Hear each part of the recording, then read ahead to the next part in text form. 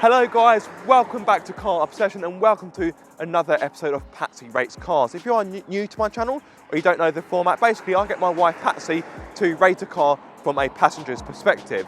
The reason why it is a passenger's perspective is because she cannot drive due to an eye condition. So Patsy, coming in, if you come to my left hand side please. Okay, what are you doing? I'm hugging the car. Okay, so guys, you probably don't know, but Patsy is a massive fan of the Honda Civic Type R, and that is the car we have this week. So as always, I'm going to get Patsy to talk about the styling. Now, normally at this point, I would do a disclaimer saying that basically... Oh, don't bother, just don't bother. No, so normally I'll do a disclaimer saying that Patsy's thoughts don't share mine, you know, they don't necessarily reflect mine. Basically, just in case she says something nasty about the car. But I've got a feeling I don't need to do my disclaimer this week. No, okay, right. So, come on, Patsy. Tell me what you think about the car. Perfect. Okay, would you like to elaborate a little bit more? The design, the styling, how it looks, the... Well, take us around. I will do in a minute. I'm just waiting for her to walk past. Don't worry about her. So, I'll start at the front. Yep. Now, normally I prefer the front of cars. Now, I do love the front of this car, but I do prefer the back of this, just putting it out there straight away. Okay.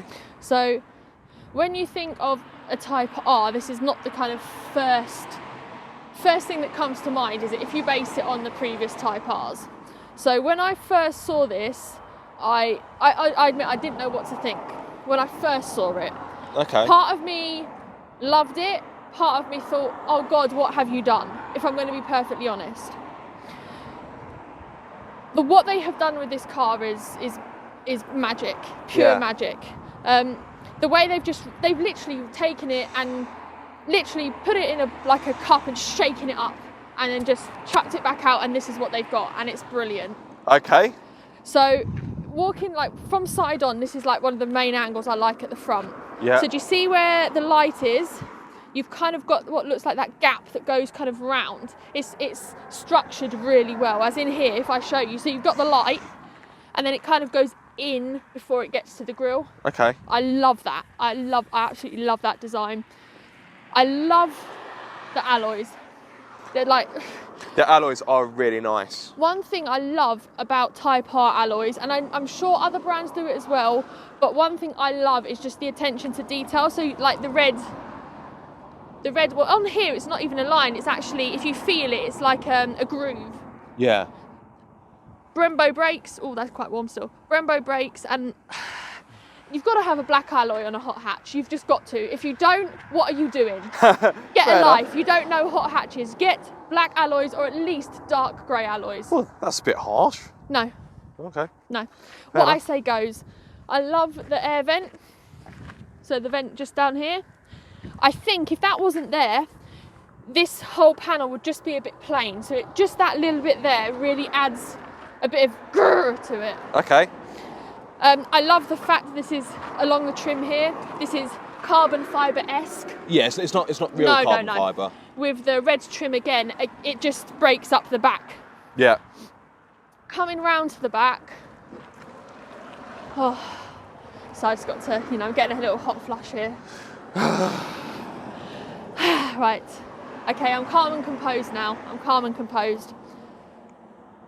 I want to put this out there and say, and I don't care if I get shot down for this, but this is the best looking rear of a car. What, hot hatch or just any car? For any car. Okay, that's a bold statement, but not quite as bold as the car's styling. Normally, now I'm just going to clarify this, but before this,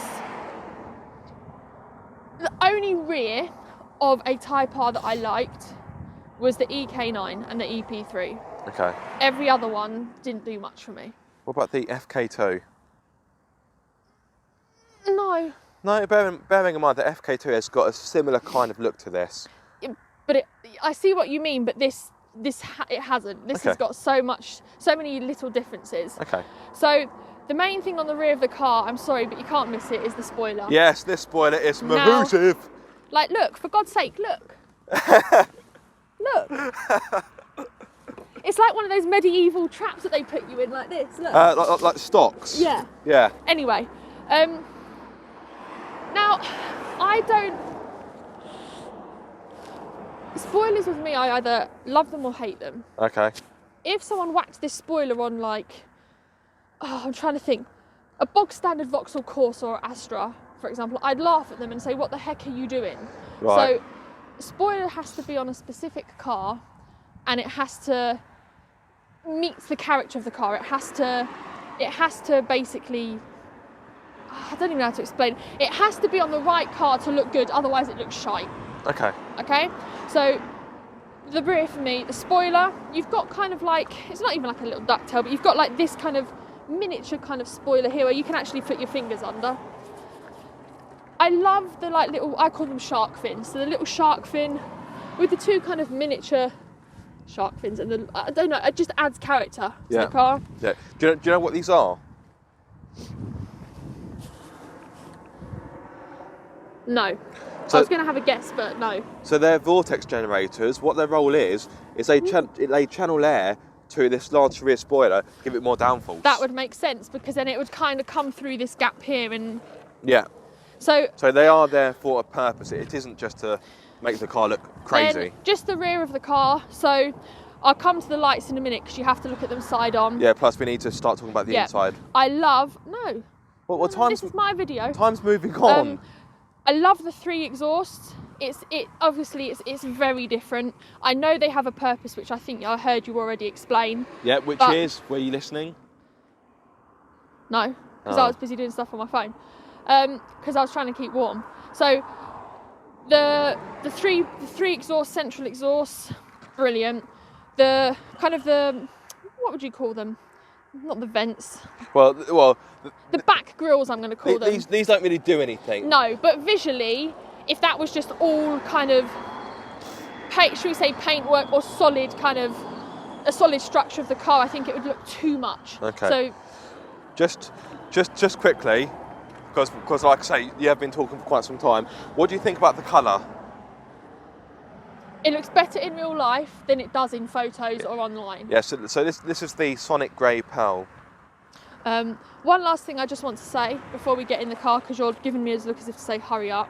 So now you know how I feel when I'm waiting around for you. Side on. Yeah. I love this whole section here. So the shape of the lights. Yeah. Then how they swoop up and then you've just got the start of the spoiler. Love Okay. that. That is one of my favourite angles of the car. Okay, let's get inside. And you can talk me through what you think of the interior. So, the interior itself, it's what I'd expect from a Type R, to be perfectly honest. Now, I know not every generation of Type R came with these style seats, or like, for example, the red and black. I know that, but it's what I expected, and to be honest, it's better than what I expected. Okay. So, first of all, when you get in, you've got the seats. They just look, they look so comfortable. For a Type R seat, they don't look like they would break your back. They look supported, they look comfortable. It looks like there's enough padding and enough support. So when I jump in, just so I can show you what I mean. So let me sort myself out. So I'm not the smallest person, but this is Type R made this seat for me. I'm pretty sure they didn't. They did. Okay. Clarify with them, they'll tell you. So the support, I normally moan about there not being enough support round kind of your thighs and your hips. Your thighs, yeah. I love these seats. If you look here, I've got this nice bolster here which supports me well. Well, move your arm up the way then. There we go. And the seats, there's enough support kind of round the thigh, kind of rib cage area, but then it kind of separates up here, so you've got enough room to move your arms. I don't like seats where your arm is kind of stuck. Yeah, I remember test driving a Vauxhall Corsa VXR a long time ago. That I was with you, wasn't I? The blue one. No, this was when apologies. This was years ago, and it had Recaro seats, but it had like extra bolstering up so here. You're like this. So every time I went to change gear, the seat got in my way, which was quite annoying. Yeah. just touching on the insides here, there is a lot of kind of plush, premium feeling materials. I love the centre console, like the Alcantara kind of effect. I love this, and it just feels really premium. For example, like obviously you can pull it forward, push it back. I'm going to break it, but I'll leave it for the time being. You can lift it up as well. Yep. There we are. So for a car, for this type of car, it's very practical with its storage. I love the red detailing. So you've got everywhere you look. I moan about this a lot in other cars. I like touches of colour within the, should we say, the dashboard or the centre of the car. So you've got like just things like this red stitching. Oh, this red stitching, and the fake carbon fibre, I know, but the red detailing here, and then this here, it just separates the centre console up. Yeah. I can't say anymore. In which case, shall we go for a drive? God, that grip. The way how this grips is sensational. So I know you know, and if you're watching, you probably know, but let me talk you through the power. So this has a 2-litre turbocharged VTEC petrol engine, which offers 320 horsepower with 400 newton meters of torque.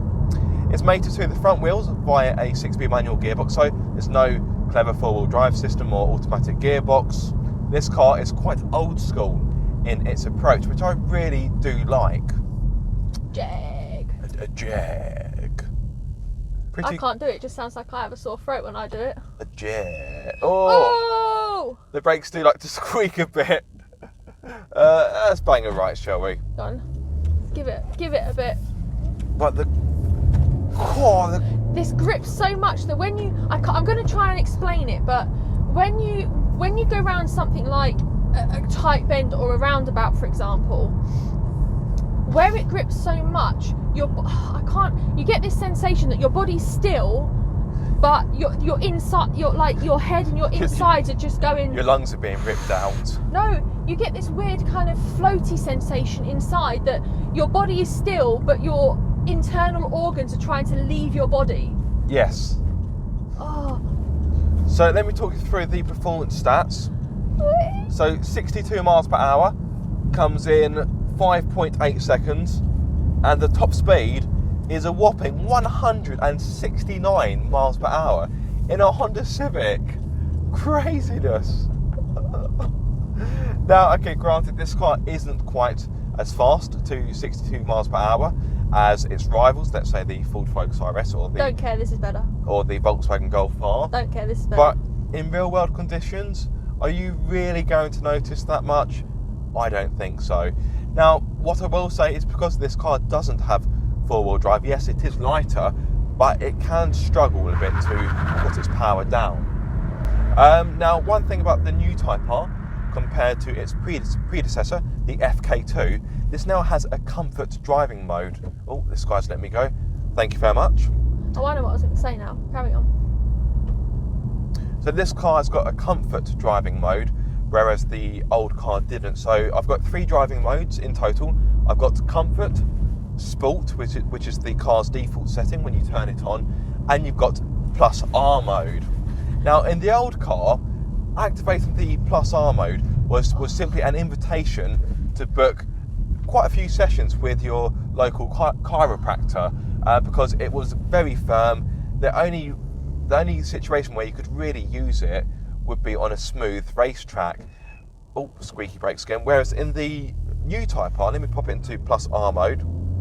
Yes, the ride does become firmer and the car becomes tauter. But you don't feel like your vertebrae are going to come crunching out of your spine? No, and you know, we live in Surrey, which is not known for having particularly good roads. I was really hoping the Mark 1 RS was parked back there. Oh, this Mitsubishi is forcing his way through. He said thank you though, so I'll let him off. But yeah, so I've got the car in plus R mode. It's in maximum attack. And the performance is staggering. Absolutely staggering. Lethal, almost. Now, I just want to ask you one question. Okay. What do you think of the noise that this car makes both inside and outside the car?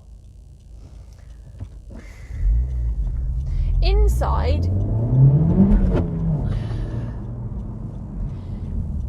the sound coming inside is I really do like, but I don't feel it's all natural. I do feel there's a little bit of tweaking that has been involved to make it sound like it does. Now, there is one area of this car that does disappoint me a little bit, and that is the sound you get when you're outside.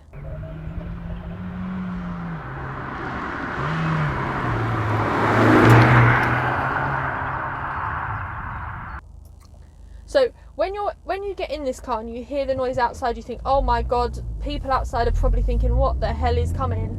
But it's not as in your face and loud and imposing when you're outside and it goes past you. It does make a nice sound, but with a car like this, I expected it. This is my only gripe with this car. I expected it to be a bit more kind of, I'm coming, I'm like, hear me, look at me. Yeah. And it does turn heads, and you do know this car is coming, but when if I was, for example, hearing this sound and then this came past, I would question it. Yeah, there's not too many things I dislike about this car, but for me, the noise has to be one of them. Compared to a Ford Focus RS or a Hyundai i30 or even a Golf R, the car sounds a bit crap, both inside and outside, in my opinion. I think crap's a bit harsh. I personally don't think it is. It sounds alright, but I just, yeah, that's one thing that disappoints about this car, is the noise just sounds alright, but it just sounds a little bit flat, a bit drony. Okay. But that would not be anywhere near enough for me to go and buy one of those two cars over this. No, I'm not saying it would be. I'm just saying that the noise. I'm very passionate about this car, so don't upset me. Well, I have to be honest, darling. I have to be honest. Now, one thing about the Plus R mode is it does have rev matching. Okay. You do love a rev match. I prefer to do it myself. No, that's what I mean. You do love to rev match. So let me pop it back into Plus R mode, because I did put it back into Sport. I think I might have turned the rev matching off. Yeah, I did. So you can have the rev matching on, but I prefer to do it myself personally. This car doesn't have launch control. Okay. So that's also another reason why it's not quite as fast as its rivals to 62 miles per hour. But do I miss having launch control? No. I was just about to ask that. That is, and I'll probably get shot down for this. Launch control is a gimmick for me. I don't think it's a gimmick, but would I miss it if I didn't have it? No. Would I want it? Not really. I'll tell you what I really like about this car. Well, there's lots I like about this car, but the ride now, even in Sport mode, which I've got it in now, the ride is pretty compliant.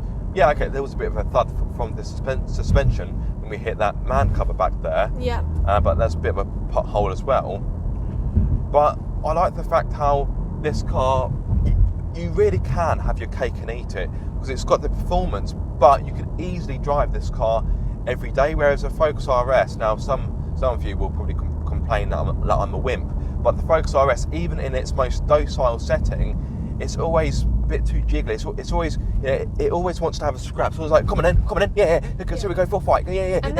That's one thing I don't dislike the Focus RS. I love the Focus RS. I love fast forwards, same as you. Clear. I love fast forwards, but the RS, no matter how you have it set up or what mode it's in, it's always busy. It always wants to be too much. Yeah, whereas this, even in Sport mode, and to a degree on the right road in Plus R mode, just slow down for the horse.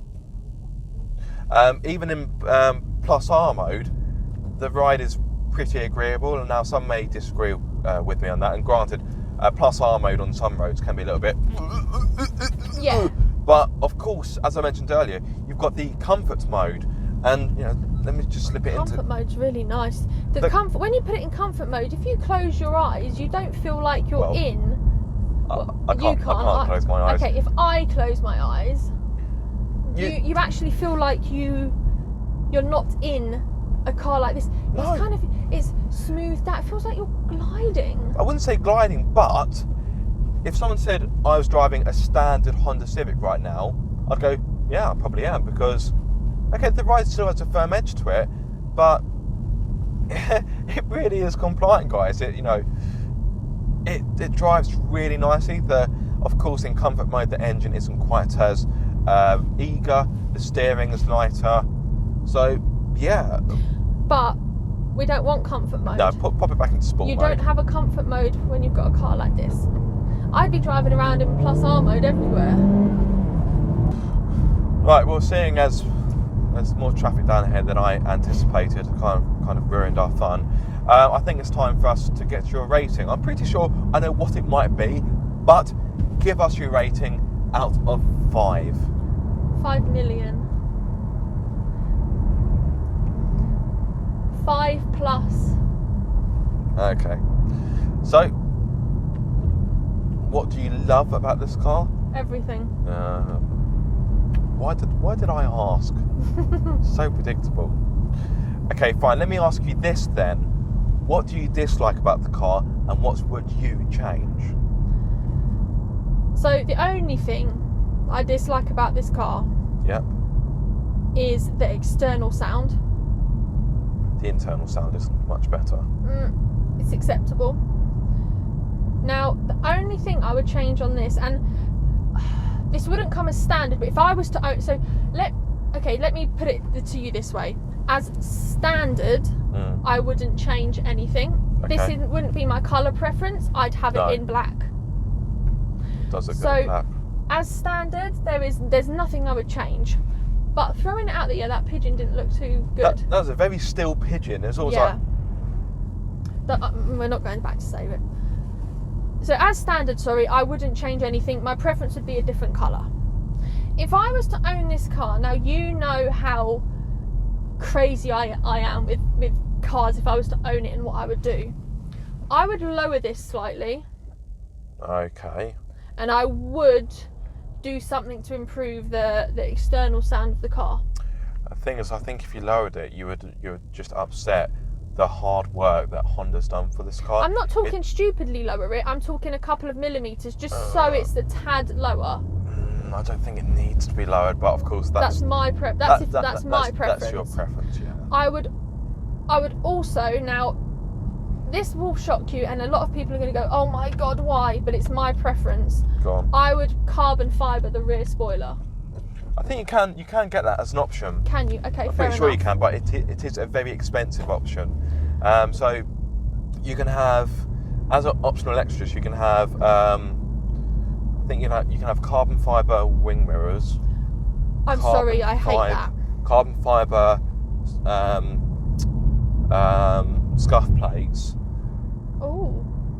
Yeah, no, I'm pretty sure you can have a carbon fibre rear spoiler, and you can also have I think you can also have a carbon fibre rear diffuser. But all of those options are stupid money, frankly.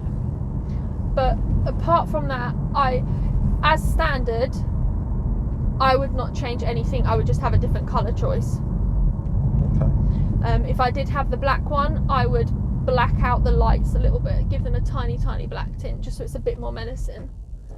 Yeah, because this car isn't menacing enough, is it? Not for me. No. It needs that extra little bit of menace put in it. If only this car were more aggressive to look at. But apart from that, this yes, I know I'm a massive Type R fan, and some people may say, well, it's a bit unfair me giving my opinion on it, but the squeaky brakes. This car is heaven to me. The only other thing that would make this car better is, my God, make a Mugen version. There's a thought.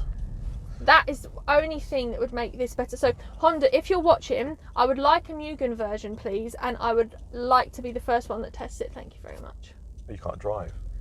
Okay, well, you can be the first one to test it. Oh, you're too kind. Right, so it's time for us to finish. No. We're stuck at this roundabout. We have to finish. We've been recording for 28 minutes. Okay. Right, yes, time for us to finish. I hope you have enjoyed this video. I have. If so, give it a massive thumbs up. What's that Honda doing? Not Honda, Audi one. Got Honda on the brain. Yes, if you have enjoyed this video, please do give it a massive thumbs up. If you are subscribed, don't forget to click that bell icon so you get notified every time I, or indeed Patsy and I, make a video. And if you aren't subscribed, guys, what are you waiting for? Be sure to subscribe for more car obsession.